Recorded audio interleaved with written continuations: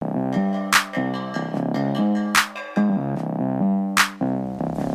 everybody, welcome back to the channel. In this video, you're checking out an updated solo Magicka Necromancer for the Elder Scrolls Online. Not only that, this is the incredibly strong, unkillable vampire necro build, now updated for the Markarth DLC. This is a build focused on Mistform with insane damage reduction and self-healing, all while doing lots of passive damage and damage over time, making it easy to solo some of the toughest content in the game. The build is one of my favorites, and as usual, we'll be covering all the stats, the gear set options, skills, champion points, and so much more, and it's all coming up next.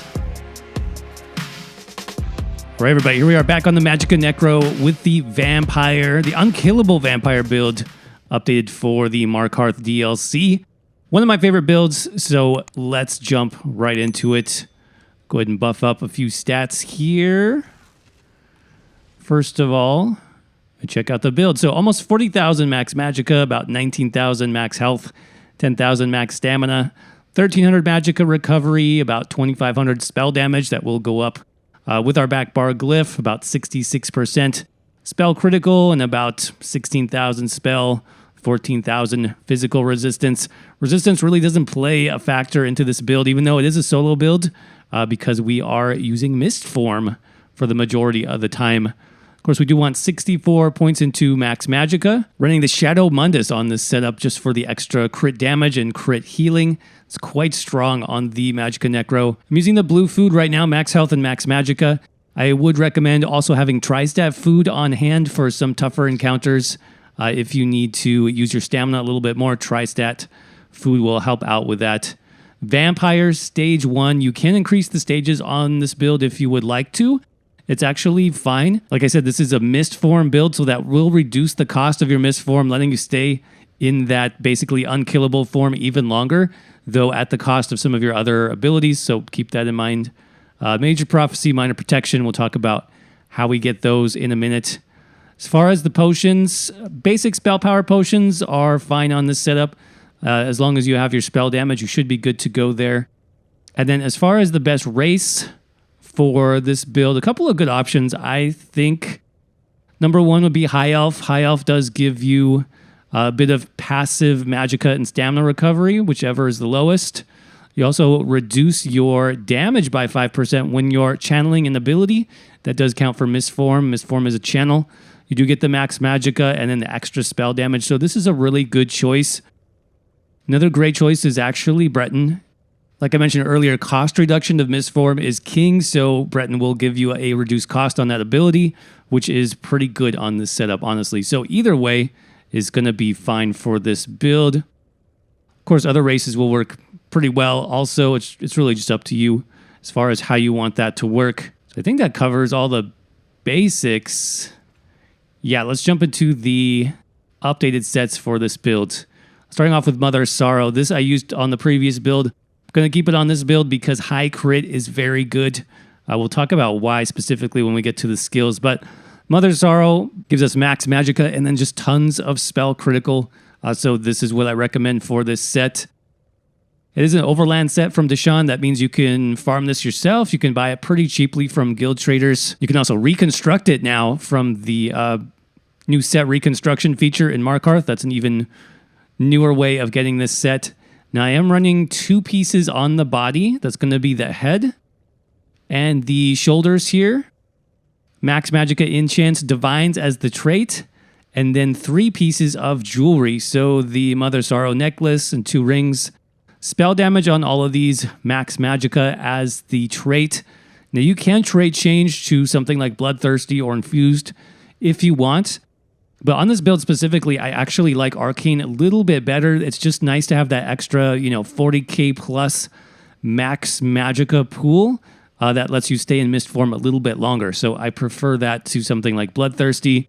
Even though your damage might be slightly less, your sustain is going to be better with a larger Magicka pool on this setup. So 5-piece Mother Sorrow. Then we have the Hollowfang Thirst set still. This is from the Moongrave Fane dungeon. So that's the Scalebreaker DLC. And this is a great set for vampires and necros. It just kind of fits the theme of this build. You get 2 spell critical bonuses, 1 max Magicka bonus, which is great. And then whenever you critically heal or damage a target, spawn a ball of hemoglobin at their location. After 2 seconds, you restore a good bit of magicka and apply minor vitality. So that's extra healing received by 8%. And this does happen every 9 seconds. So we'll talk about this more when we get to the skills. But being focused on Mistform, your magicka recovery is shut off. And so any outside source of magicka sustain that's not magicka recovery is actually very good. This set, the Hollowfang Thirst set, that's one of the best sets in the game for that. There are other sets you can pick up as well. I'll have those listed on the written version in case you're interested. Go ahead and head over to the website. Check those out. So we got 5 pieces on the body. This is a light armor set. It's going to have, so we have the feet, legs, hands, waist, and chest. Max Magicka as the enchant there, and then Defines as the trait. That's going to be ideal if you can get it. So you may have noticed I'm not running a monster set this time around. You can run a monster set if you would like to. Iceheart is what I've run in the past, and that's a pretty good solo monster set still, especially if you invest your champion points correctly. Iceheart's not bad, but we're trying out something new in the Markarth DLC, and let me show it to you. It's the Vateshran's Destruction Staff. So it's called the Wrath of Elements set. This gives us, on the perfected version, a little bit of spell penetration. And then for the ability altering effect here, casting weakness to elements, so like elemental drain. Within 15 meters of the target, you're going to create a tether, very much similar to the Necromancer tether skills that we already have. And then while the tether persists, do about 3,600 flame, shock, or frost damage. It depends on the staff that you have. And this damage increases every 1 second. So the damage does ramp up over time. Now, this is really nice, just extra damage on this build. It's another tether ability, so it just fits perfectly with the Necromancer, in my opinion. Now, you will need the Markarth DLC if you're interested in getting this new destruction staff. It comes from the Vateshran Hollows Arena. Now, you can run that on normal if you want. You don't need the perfected version necessarily. The veteran mode is pretty challenging, so you could definitely check out normal first and then try to pick up a staff. Precise is going to be the optimal trait for this, in my opinion, just for the extra spell critical there. And then we're just running the Absorb Magicka enchant. So that is the front bar staff. Back bar staff is really up to you. I'm running the Maelstrom Ice staff. You could run anything here, really, a crafted staff if you want. The main thing is just infused with AU spell damage enchant. That's going to push you well over 3k spell damage here on the setup. So those are the sets. We got 5-piece Mother Sorrow, 5-piece of Hollowfang Thirst, with the new Wrath of Elements. That's the Vateshran Hollows Destruction Staff. That's a lightning staff, by the way. Lightning staff is fairly important because you do get extra AoE damage from the passives for using a lightning staff. So that's what you want, ideally. All right, let's move on to the skills that make it work. Starting on our front bar, we have the Blood Mist. Blood Mist, of course, is our main vampire ability on this setup. Now, this is a new addition with the Greymoor chapter. Mistform has always, been around. It does a great amount of damage reduction. Check that out. 75% damage reduction as long as you maintain the channel. But the thing about this morph specifically is while we're in the form, we're dealing damage and we're also healing for the amount of damage caused. So just to show you here, while I'm in this form, I'm basically unkillable. Again, 75% damage reduction on top of some of the other forms of damage reduction that we have. Very, very strong defenses, even on the basically squishy light armor build.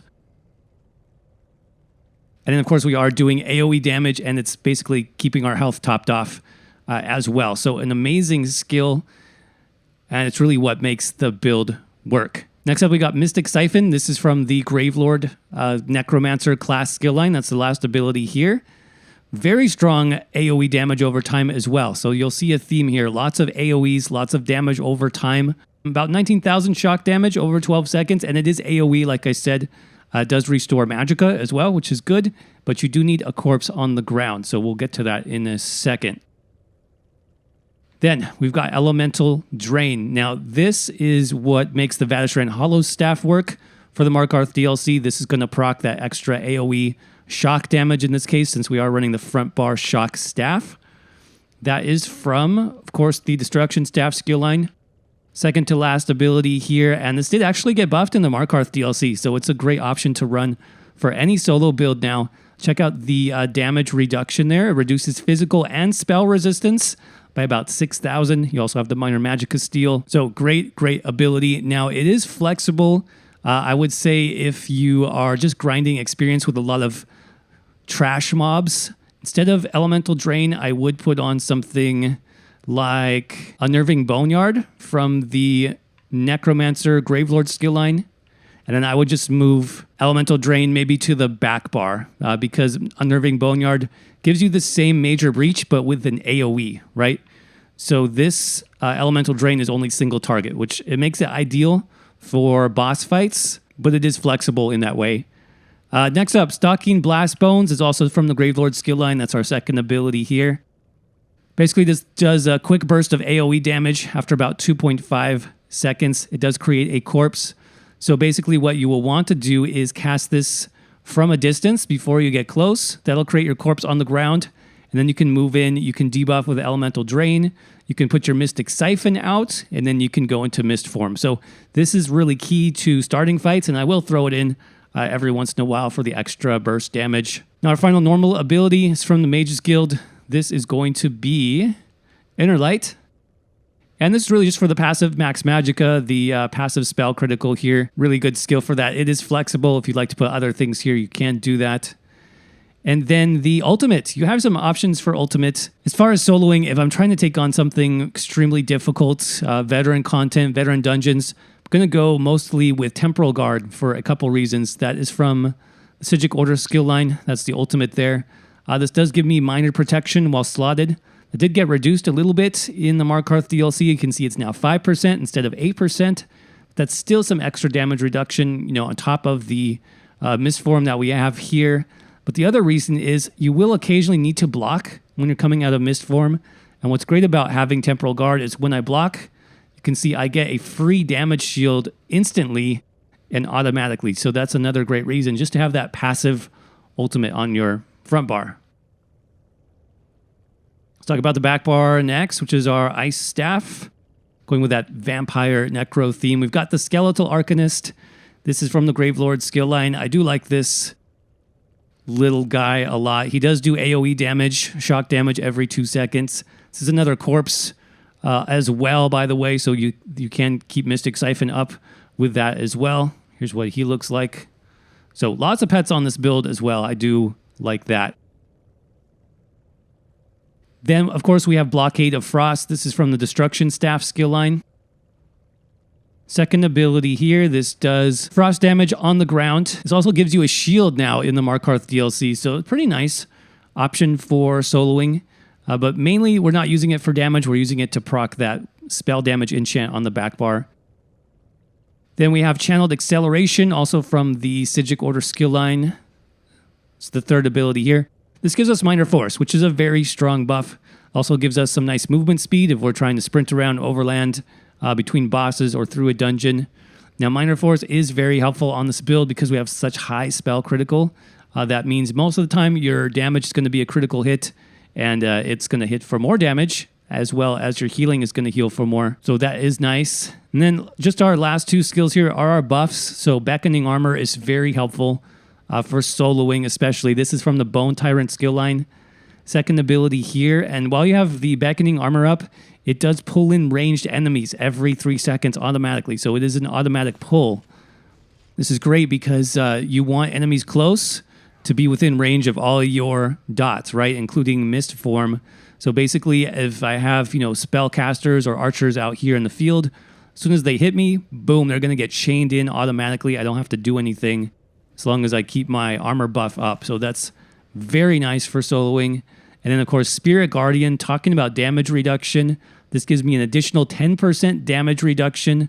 Move to this Spirit Buddy instead for 16 seconds. It also does heal me also. So, yep, great ability. The ultimate is really up to you. I forgot to mention it on the front bar. If you don't have Temporal Guard, feel free to run the Glacial Colossus on your front bar. You can run that on the back bar as well. You do get nice passives from Gravelord skills, so that's always an option. But just to fit the theme of the builds, being the Vampire Necro, let's go with the Vampire Ultimate. Why don't we? Swarming Scion is still the best morph, in my opinion. You get the extra max stats, so 10,000 health, magicka, and stamina. You deal magic damage around you, and you heal at the same time. So that form, on top of the Mistform, yeah, that's a crazy amount of AoE damage and healing. You are definitely unkillable with that ultimate active. All right, so basic rotation, you'll want to start with your back bar, keeping all these buffs up, channeled acceleration, your bone armor, spirit guardian. Go ahead and cast the Arcanist, and then your elemental drain. Bar swap, we'll go ahead and throw in our blast bones, get the mystic siphon on the ground, and then we can just sit in Mistform, get healed back to full, and take basically no damage for a few seconds. After you're good there, I would just bar swap back, recast your buffs, except for channeled acceleration, then mystic siphon on the front bar, elemental drain. Again, Mistform takes no damage. Look at all the healing coming in. That's a crazy amount of healing. We'll go ahead and bar swap back, recast everything, including channeled acceleration this time since it is down. All my buffs. Elemental drain, siphon, and then Mistform. My ultimate should be up pretty soon here. So I'll see if I can grab that on the next one. Almost, not quite. So let me just rebuff one more time. Elemental drain, siphon. Got the first boss down. Almost down here. Just get rid of this guy. All right, 2 bosses left. Let's go ahead and pop the ultimate. Recast all those buffs, including channeled acceleration. Make sure to debuff with elemental drain, get the siphon going, and then Mistform for even more damage. Look at all that healing. 6k healing per tick. 6k, 5k. It's an insane amount of healing. So almost got this boss down already. A couple more blast bones should finish that off. Being lazy and not bar swapping here. All right, last boss. Rebuff. Make sure you keep your potion up. Debuff. Mystic Siphon. Mistform. Here we go. Lots of dot damage happening right now. I don't have to do anything. Just hang out here. That's good. Throw in a couple blast bones, heavy attacks, and they are done. That's how it works. Let's go ahead and talk about passives. Starting in our Gravelord skill line, I do recommend all of these. Reusable parts does make your summons cost 50% less. That's really good. Death Knell, you get some extra spell critical when enemies are below 25% health. So we're about 70%. And then when enemies are in execute range, we're close to 90% spell critical. And you can even near 100% if you put the Glacial Colossus on your front bar. Dismember is also great for the extra spell penetration. And Rapid Rot, this does increase all of our damage over time effects by 15%, so definitely worth 2 points there. Bone Tyrant, these are more of our defensive passives. Death Cleaning, I would put this just for a little bit of extra sustain. Disdain Harm, this is not bad either. It does reduce the damage you take from dot abilities while you have a Bone Tyrant ability active, so that's going to be up as long as we have our armor. We get that extra protection against damage over times. Health Avers, you can honestly save 2 skill points here. It's really not that useful. But Last Gasp, this is probably one of the best passives in the game still, especially on the solo build. 1250 max health. You don't even have to have a Bone Tyrant skill slotted to get this. So yep, put 2 points there. For sure. Living Death, these are more healing focused. I would pick up some of these though. Curative Curse is good for the extra healing. Near Death is good for some extra passive healing. And then Corpse Consumption is actually awesome. 10 extra ultimate every 16 seconds. Definitely pick that one up. And then Undead Confederate, also a very strong passive for the extra magicka and stamina recovery. But remember, you won't get that extra recovery while you're in Mistform. Of course, you do want all your Destruction Staff passives. Light Armor, all of these. By the way, I forgot to mention it on this setup, but I am running 7 pieces of Light Armor. One reason I wanted to do that was from the extra cost reduction. Evocation reduces the magicka cost of your abilities by 2% for each piece of light armor equipped. Again, I'm really focused on cost reduction just to stay in Mistform as long as possible. Now, as far as vampire passives, again, I'm only in stage 1 right now. I think stage 1 is fine. But as a stage 1 vampire, most of the passives aren't even usable. You can see all of these. You need to be in vampire stage 2 for Strike from the Shadows.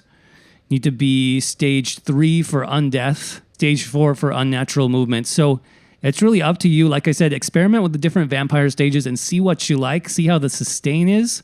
Specifically, if you're having trouble sustaining your Mistform, then you might think about going to like stage 2 or stage 3 because it does reduce the amount of cost for your vampire abilities. You can see here on the feed passive, vampire abilities cost 6%, 10%, 16%, or 24% less, depending on your stage. So experiment with that and adjust your build accordingly. And then Mage's Guild, yes, you will want all of these, specifically because we're running Inner Light on the front bar. Psijic Order, definitely, though the main one that's useful is called Concentrated Barrier. This is that damage shield we're talking about for having Temporal Guard on the front bar. By the way, since we're running Channeled Acceleration, we also get that shield on the back bar. So I thought that was a nice way to kind of set up those abilities there. But that passive is called Concentrated Barrier, so you'll want 2 points there. Undaunted, but put points here if you have them, definitely. PvP, not necessary for this build. Racial skills, of course. And then Alchemy and Medicinal Use for the extra potion duration. Check out our champion points. Again, this is for a solo setup, not a pure DPS build. So we've distributed them a little bit differently for the solo Necro. 34 into Warlord, 39 into Sprinter, 100 into Arcanist. Now, you might be wondering, what's the point of that since your recovery is cut off in Mistform? Well, while we're on the back bar, while we're rebuffing, our recovery is turned back on, so you might as well have it, as high as possible, just for those few seconds. I think it is helpful. 66 into Shadow Ward, 31 into Tumbling. In the blue tree, we got 37 into Blessed, 66 Elfborn, 56 Elemental Expert, 10 into Spell Erosion, 61 Master at Arms, 40 into Thaumaturge. In the red tree, 81 Ironclad, 56 into Hardy and Elemental Defender, 40 into Thick-Skinned, and 37 into Quick Recovery. Let's see, what else? As far as the outfit, I'm not even using outfit styles on this. This is purely the armor style from Moongrave Fane. You can see that for the body pieces. I didn't change the style of this at all. All I did was hide my Argonian helmet, and I kept the shoulders. And then that staff, that is the new Vateshran Hollows staff. From the Markarth DLC, it has its own unique style.